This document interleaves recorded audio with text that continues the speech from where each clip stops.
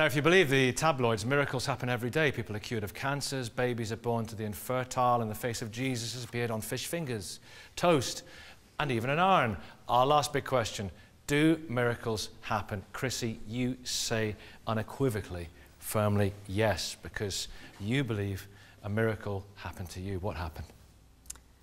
Yeah, I found out that I had breast cancer. I'd just had a baby and I found a lump in my breast. I had a lot of tests, and within a few very short weeks I had a very tiny tumour grow to a very large tumour. When was this? It was in 1986, and then I had a spread of the cancer into the lymph nodes, and I was given 6 months to live if I didn't have any treatment, and then they said if you have some treatment, then possibly between 1 and 3 years. You just had a child, hadn't you? I just had my 4th child, yeah. Right. And subsequently you've seen the medical notes, haven't you? I have looked at my notes, and there's a lot of stuff that I could never possibly recall because of all the jargon, but there's very poignant things that talk about where the oncologist is saying things like, this is such a ghastly situation, I do hope that I can prolong her life. But your life was prolonged, and here you are now, 23, yeah. 4 years later. Years, yeah. My youngest daughter's 23. Unbelievable. And what happened? How did you mustered your faith? That's the expression you used. Was there a turning point with prayer? There was a turning point. There were so many things that happened, and in the sort of brevity of a programme like this, it's impossible to say. But I knew I was desperate. So that desperation drives you, and it's nothing like having a desperation to really push you towards a goal. I knew I didn't want to die. I wanted to live, and I had everything to live for. And I started reading the Gospels. I started reading all the things that there were in the Bible that spoke about healing. And I thought, well, I've been raised as a Christian, and I'm told that Jesus Christ is the same yesterday, today, and forever. So if he did those things then he can do those things now. And what's the difference? Why would I be any different to any other person that came to Jesus for healing? Why were you chosen, though? So other people might put their faith in God when they're in a serious situation, a life-threatening situation, and they're not chosen. Do you often wonder, why me? I didn't think about it in terms of being chosen as such. I saw that there was always faith that had to be activated. And as I started to read again, when you come down to your own experience, there's a unique place because the hunger inside you is so great that it's all-consuming. And all I knew is I wanted to live. I didn't want to answer every question.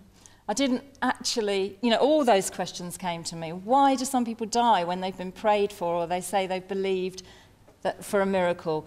There were lots of questions that I couldn't answer, but what it came down to was, I want to live. I'm going to go after this with all my heart, with every bit of hope and all the faith that can grow from me soaking up these promises and these things that I'm reading in the Bible.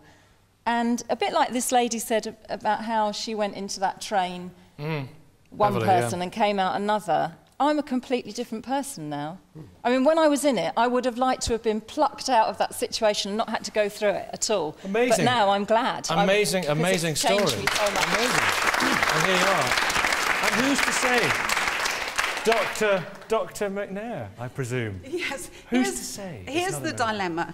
We know that optimism and hope play a very important part in health. We know that people who are optimistic, who believe in the positive side, will do better. But if we just want some clarity of thought, what do we mean by miracle? Well, borrowing from David Hume, a philosopher, he said that a miracle was a transgression of the laws of nature by the specific will of the deity or an invisible force. Now, we know, and hundreds of thousands of women out there living with the diagnosis of breast cancer know that the laws of nature with breast cancer are that we have no scans to say someone's cured, that we cannot say there is a cure in breast cancer. We have no way of knowing whether tiny cells are still there, and we have no way of saying anything other than disease-free survival. So I don't want to burst your bubble of optimism, but I'm very wary of, first of all, saying a cure in breast cancer. And then also, I think you had some treatment as well. Can we not say that the laws of nature are such, and I'm not questioning the role of of the deity. He's created these laws of nature and the way they work. But there's a little intervention from the doctors too, I think. A little tutting over here, Chrissy, from Professor Atkins. Right. There has never, ever been a miracle. I mean, there have been reports, either because people had a hallucination, or they wanted to show off. That's your opinion. or something wonderful happened. What about the Big Bang? But if that wonderful thing happened, there would be an explanation behind it. So there would be, in your case, a medical explanation because of the immune system pulling itself together, because you'd relaxed or whatever, or because you were determined. If someone was walking on water, you could almost certainly be sure that that was a misreported event. It never happened. No. Oh, the pastor's not happy with that. If there was a resurrection, you could also be absolutely sure. Without sounding very cliché about it, there are miracles. There's so many miracles that none of us can explain all the time, even outside of human experience. We live in a world which is miraculous, don't we? There are no reliable reports of miracles. In your opinion? There are many stories of miracles, but many of them come from before a time where we had our understanding of nature we have now, or at a time now where we still don't understand nature. St. Augustine, not a person I normally respect, said almost exactly that. He said that miracles are things that happen because we don't have the knowledge yet to explain them.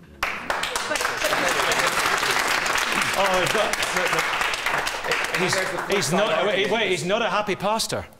Well, as I'm sure you can appreciate, as a Christian pastor, the Christian faith is about miracles. The Word of God, the Bible, is a book of miracles. Did Jesus walk on the water? Absolutely, he did, and it wasn't frozen. And it wasn't frozen at the time. How do you know? Okay. How do you know he wrote on the water? Let me explain to you a miracle that took place, a personal testimony 6 months ago. 6 months ago, I received a phone call. A lady in our church had just given birth.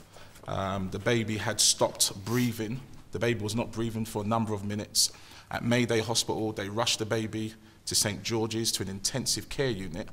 The doctors told the mum, your baby will not live. The baby was on a life support machine, and I was there when the consultant was saying to her, listen, in about 12 hours' time, we need to switch off this machine. The doctors were actually inferring to the mum that she wasn't doing the baby any good by allowing the baby to be kept alive. Did you pray? By a machine. Absolutely, we prayed. I went down with my assistant pastor. Let me finish. I rushed down to St. George's Hospital. This baby was lifeless. It was tiny. I mean, my hands aren't, they're relatively big, and my hand was probably bigger than the baby. And this happened in July 2009. And we began to pray. And I want to tell you now, I prayed for a number of minutes, nothing happened. Hold on, I prayed again. And the baby took a hiccup, which is one of the first signs of life. Did you feel a presence in the room? Well, I can tell you now, intensive care units, I really believe for babies are very spiritual places. But I want to tell you what happened. I told the mum, do not allow the doctors to switch off the machine so quickly. The mum insisted on the doctors in keeping that life support machine on for another day or two. I got the church together. We prayed corporately for that child. Within 24 hours, we received a phone call saying that the baby had, the life signs had returned. All of its organs weren't functioning. Let me finish. It pulled out the tube. It pulled out the tube out of its mouth. And that child is now alive. We've got the story. And doing well in and the child's doing well, and it's part of your congregation. That's right. A noisy participant, no doubt. Absolutely. Professor Atkins, that's incredible. It's not incredible, because I can believe it. No, sorry. No, let me finish. We have none of the science that was going on. We have no knowledge of the physiology of that wondrous tiny baby. We have no idea what was going on inside it. What we do know is that the doctor says 12 hours. We don't have the facts. The fact was the doctor said 12 hours and this baby's not going to be alive anymore. And that was 6 months ago. Allow me to take the panel. I feel the presence behind me very much, which is Christina Rees. Do you believe Jesus walked on water? I believe Jesus walked on water. And changed water into wine? I believe he changed water into wine, proper wine. I believe this world is filled with miracles. We've heard some different stories. But you know what? The main thing I want to say, I think we use the word miracles But I think in many cases they are about things we simply don't understand yet. And I believe that quantum physics has showed us ways in which maybe we all have the potential to you know, and the power of prayer. I believe in the power of prayer. Yes. I think there is huge human potential that we don't begin to understand. Professor Atkinson, I heard you say that's utter nonsense. Yeah, I mean, but that is not to put. But see, what I hear you saying is that there's no such thing as a miracle, and nothing unusual happens against the laws of nature. That's right. We don't understand that. But what I'd also like to say is, let's have a little humility here and say there are wonderful things that happen all the time. The wonderful but thing. we don't know what they are, and we don't understand. Are you confusing? Sorry, are we confusing the wondrous with the miraculous? Exactly so. I mean, I think that the world is a wonderful place. I think another aspect of the wonder of the world, that we humans have developed a way of thinking about the world which discovers explanations. And that's the scientific method that does that. And although I think it is a much more wonderful thing to understand why things happen than simply lie back and be awestruck by them. But we have to call some things miracles, because some things just... No, we don't. Don't happen the way we understand them. Dr. Purnoma, I'm going to bring it, if I may, Dr. Purnoma, because you're Muslim and you're a scientist and you believe in miracles, but why do we not see the big ones anymore? You know, the Prophet Muhammad splitting the moon, or Jesus walking on water. Why are they, these days, the preserve of people like David Blaine and David Copperfield? Why don't we see the big stuff anymore? And Darren Brown. No, there's a big difference between Darren Brown and Jesus. Oh, we know That's that. the difference. But why don't we see the big stuff anymore? The difference, well, from an Islamic perspective, the difference is that, well, actually, we don't agree with the Humean definition of a miracle. And I don't see an incompatibility between science and the miraculous and a miraculous understanding. There is, of course, there's a scientific explanation for you know, these miracles that are associated with biology from these examples that we had. There is a scientific explanation, but that's not incompatible with understanding these things as miraculous. So from the Islamic perspective, the word that we use for a miracle is ayah, which means sign. And in the Quran, when it describes, you know, these the miracles of the Christ, which we've taken on, which we believe in, the virgin birth and so on, we see they're always described as ayahs, as signs, and we use the same word in the Quran to describe everything else that happens in life as well, like childbirth, the mountains, the fact that we can drink water. God's presence, all of these things are signs of the divine, and it's our and to understand life as a Muslim is to see the miraculous in everything, to read the signs of God. They're literally like signs that you read in a text. With the universe is basically a book. It's God saying, "Here I am." Yes, it's a communication act between God and us. And when we see things miraculously, when we perceive things in this kind of way, it's just a matter of human perception. If it's something that ultimately emanates from God, then it's a miracle regardless. In the same way, he would argue about the fact that a miracle is the absence of reason. From somebody who does believe will effectively tell you that a coincidence is really a miracle in which God chooses to remain anonymous. The bottom line remains. The bottom line remains that it all comes down to a matter of faith. If you don't believe in God, you're going to look and search, and even when you hit a brick wall, as you will have done in a number of examples here, you're still going to argue, but there must be a rational explanation, even if I can't find one. If I am a man of faith, then ultimately I'm going to attribute, actually it was Albert Einstein who said, when you look at this world, either everything is a miracle or nothing is a miracle.